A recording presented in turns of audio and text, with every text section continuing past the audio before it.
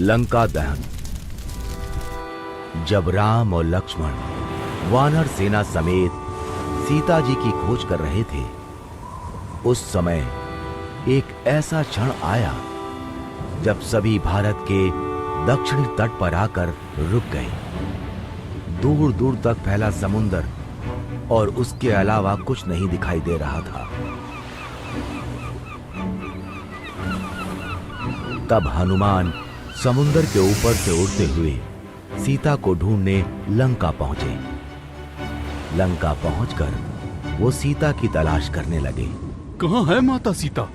तभी उन्हें अशोक वाटिका दिखाई दी। वो अशोक वाटिका में गए तो उन्होंने देखा कि एक दुखी स्त्री पेड़ के नीचे बैठी है। हो ना हो, यही सीता माता हैं। वो उनके पास गए। उन्हें देखकर सीता डर गई। कौन हो तुम? क्या तुम्हें रावण ने भेजा है? नहीं माता, मुझे प्रभु श्री राम ने भेजा है। मैं रामदूत हनुमान हूँ। नहीं, तुम रामदूत नहीं हो सकते। तुम अवश्य ही रावण के कोई मायावी राक्षस हो और भेष बदल कर आए हो। ये सुनकर हनुमान ने राम की दी अंगूठी सीता जी को दिखाई और बोले, आप मुझे नहीं जानती, किंतु इस अंगूठी को तो पहचानती हैं। ये तो मेरे स्वामी की अंगूठी है। उन्होंने ही मुझे ये अंगूठी आपको देने के लिए कहा था और ये कहलवाया है कि वो जल्द ही आएंगे और आपको यहाँ से मुक्त करवा कर ले जाएंगे।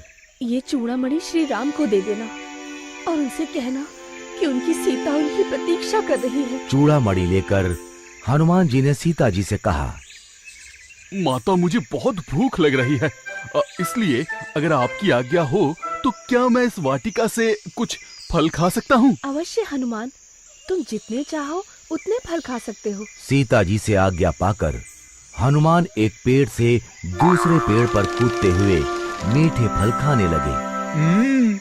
ये फल तो बहुत मीठे और रसीले हैं।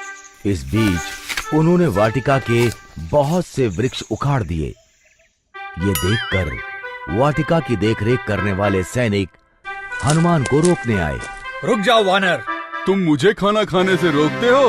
ये कहकर हनुमान ने उन राक्षसों को उठाकर जमीन पर पटक दिया। लंकेश! इसके बाद और भी बहुत से राक्षस हनुमान से युद्ध करने आए, किंतु हनुमान ने एक एक कर उन सभी को धूल चटा दी।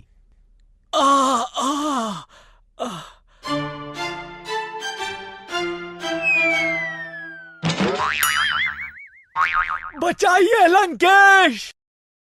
ये सूचना जब लंका के राजा रावण के पास पहुंची तो उसने अपने पुत्र अक्षय से कहा, पुत्र अक्षय, तुम अभी जाओ और उस वानर को पकड़कर मेरे समक्ष लाओ।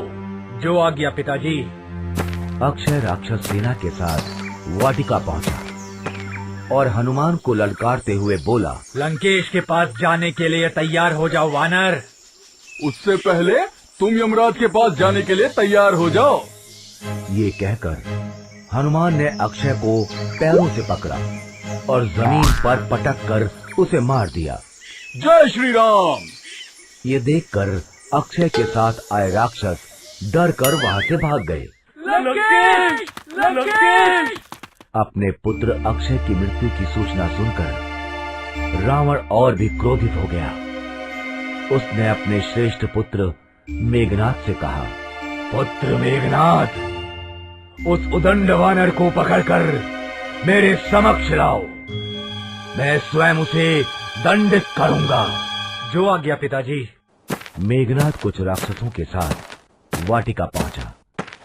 मेघनाद को देखकर हनुमान सोचने लगे, ये तो कोई बहुत बड़ा योद्धा प्रतीत होता है। अब तो क्या हुआ, मैं भी राम भक्त हनुमान हूँ। ये सोचकर हनुमान ने एक पेड़ उखाड़कर मेघनाद की तरफ फेंका। जय श्री राम! पेड़ मेघनाद के ऊपर जा गिरा और वो मूर्छित होकर जमीन पर गिर गया। कुछ देर बाद मेघनाद उठा और हनुमान से युद्ध करने लगा, किंतु हनुमान बहुत आसानी से उसकी हर माया को काट देते। जय श्री राम। अंत में मेघनाद ने ब्रह्मास्त्र का आवाहन किया। ओम ब्रह्माय नमः। ब्रह्मास्त्र को देखकर हनुमान सोचने लगे, ये तो ब्रह्मास्त्र है, इसे काटकर मैं ब्रह्मा जी का अपमान नहीं कर सकता। उन्होंने मेघनाद से कहा, रुको राक्षस, ब्रह्मास्त्र का उपयोग मत करो, मैं तुम्हारे साथ चलने के लिए तैयार हूँ। मेघनाद ने ब्रह्मास्त्र को लौटा दिया और नागपाश से हनुमान को बांधकर रावण की सभा में ले गया। रावण ने हनुमान से कहा, मूर्ख वानर, तुम कौन हो? तुम्हें किसने भेजा है? मैं रामदूत हनुमान हूँ। मुझे उन्होंने भेजा है जिन्होंने शिवजी के महान धनुष को तोड़ा, महाबली बाली का वध किया और जिसकी पत्नी को तुम छल पूर्वक हरकर लंका ले आए हो। मुझे उन श्री राम ने भेजा है। बहुत ज्ञान की बातें करते हो। लगता है तुम्हारी मृत्यु निकट आ रही है। मेरी नहीं, अपितु तुम्हारी मृत्यु निकट आ रही है। अभी भी समय है रावण, सीता माता को लौटा दो और प्रभु श्री राम से क्षमा मांग लो। ये सुनकर रावण बहुत ज्यादा क्रोधित हो गया। उसने कहा, अभी इस वानर का वध कर दो। तभी सभा में बैठे रावण के भाई विभीषण खड़े हुए और बोले, नहीं भैया, ये दूत है और किसी दूत को मारना नियमों के विरुद्ध है। इस पर रावण ने सभा में बैठे दूसरे मंत्रियों से पूछा तो उनमें से एक ने कहा, लंकेश, वानरों को अपनी पूंछ बहुत प्रिय होती है, क्यों ना इसकी पूंछ में आग लगा दी जाए? हाँ, यही सही रहेगा। इससे किसी नियम का उल्लंघन भी नहीं होगा। और फिर रावण ने सैनिकों को आदेश देते हुए कहा, इस वानर की पूंछ पर कपड़ा लपेटकर उसमें तेल डालकर आग लगा दी जाए।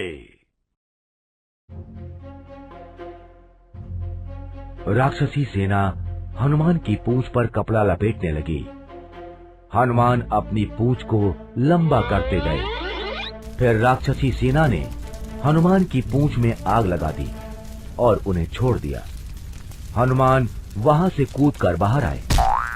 जय श्री राम।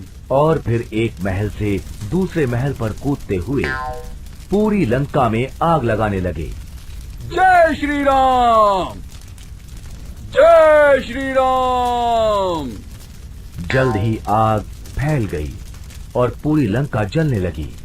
किंतु इस आग से सीता की अशोक वाटिका और विभीषण का महल नहीं जले। धीरे धीरे हनुमान की लगाई आग में पूरी लंका राख हो गई। फिर हनुमान ने समुद्र में अपनी पूंछ पर लगी आग बुझाई और श्री राम का नाम लेते हुए वानर सेना की तरफ उड़ गए। जय श्री राम। इस तरह हनुमान ने सीता माता का पता लगाया और रावण की लंका